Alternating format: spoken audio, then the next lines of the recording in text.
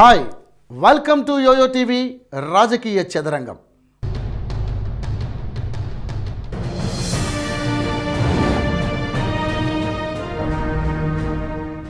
చిత్తూరు జిల్లాకి రాజకీయంగా ఓ ప్రత్యేక స్థానం ఉంది.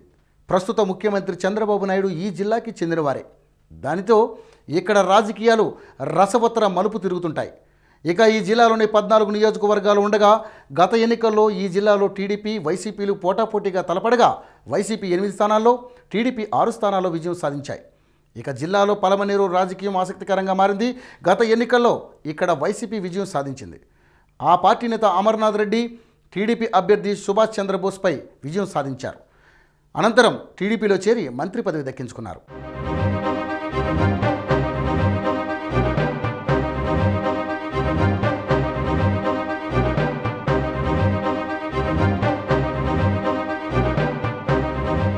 పలమనేరు అసెంబ్లీ నియోజకవర్గం 1962లో ఏర్పడింది. మొదట ఇది ఎస్సీ సామాజిక వర్గానికి రిజర్వ్ అయింది. కాంగ్రెస్ పార్టీకి చెందిన కుసిని నంజప్ప ఇక్కడ తొలిసారి ఎమ్మెల్యేగా ఎన్నికయ్యారు. ఆ తర్వాత 72లో ఇది జనరల్ కేటగిరీకి మారింది. అప్పుడు ఎంఎం రత్నం గెలుపొందారు. ఆ తర్వాత మళ్లీ ఇది ఎస్సీలకు కేటాయించారు. మొదటి నుంచి ఇక్కడ కాంగ్రెస్ ఆధిపత్యం కొనసాగగా టీడీపీ ఆవిర్భావం తర్వాత ఆ పార్టీ నేతలు ఎక్కువ సార్లు విజయం సాధించారు. 85 నుంచి 7 సార్లు ఇక్కడ ఎన్నికలు జరగ్గా 5 సార్లు టీడీపీ అభ్యర్థులే విజయం సాధించారు. ఇక 2008 నియోజకవర్గాల పునర్విభజనలో భాగంగా ఈ సెగ్మెంట్ మళ్లీ జనరల్ కి కేటాయించారు.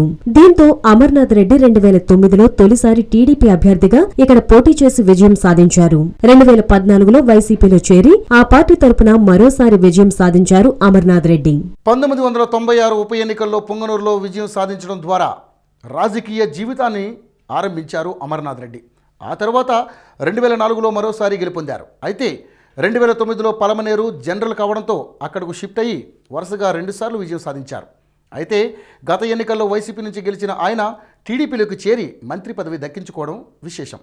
పలమనేరు నియోజకవర్గంలో పలమనేరుతో పాటు గంగవరం, పలమనేరు, బైరెడ్డిపల్లె, వీకోట, పెద్ద పంజాని మండలాలున్నాయి. ఇక్కడ 2 లక్షలకు పైగానే ఓటర్లున్నారు. ఎస్సీ జనాభా ఎక్కువగా ఉంటుంది. ఆ తర్వాత రెడ్లు, బీసీల ఓటర్లున్నారు. గెలుపోటములను నిర్ణయించేది వీరే. నియోజకవర్గం ఎక్కువసార్లు ఎస్సీలకు కేటాయించడంతో ఆ సామాజిక వర్గం వారే ఎమ్మెల్యేలుగా ఎన్నికవుతూ వచ్చారు. 2009లో జనరల్ కావడంతో ఇతరులు తమ సత్తా చాటాలని భావించారు. అమర్నాథ్ రెడ్డి కుటుంబానికి ఇక్కడ పట్టుండడంతో ఆయన పొంగనూరు నుంచి పలమనేరు వచ్చారు. ఇక గత ఎన్నికల్లో అమర్నాథ్ కి సుభాష్ చంద్రబోస్ గట్టి పోటీ ఇచ్చారు. కేవలం 2000 పైచులకు ఓట్లతో మాత్రమే ఇక్కడ అమర్నాథ్ రెడ్డి విజయం సాధించారు.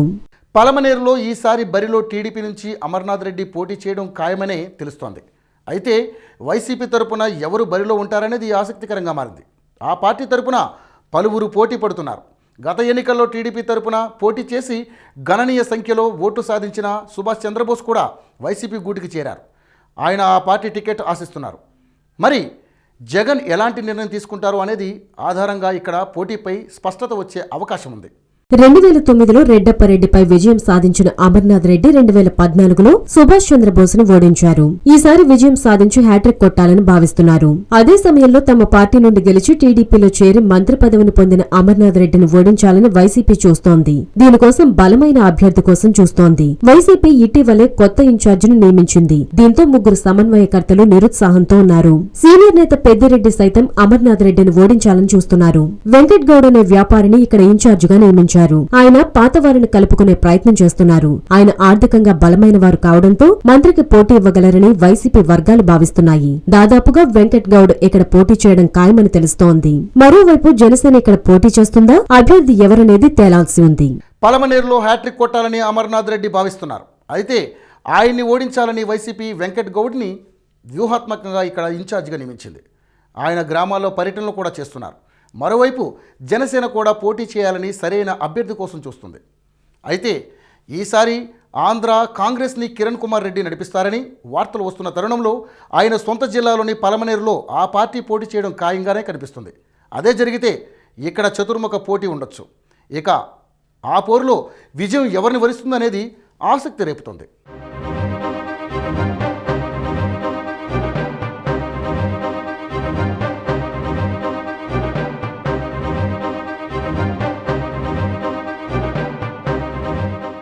సో ఫ్రెండ్స్, చూశారు కదా, ఇది ఇవాల్టి రాజకీయ చదరంగం. రాజకీయ చదరంగంలో మళ్ళీ మీ ముందుంటా. Until then keep watching YoYo TV channel.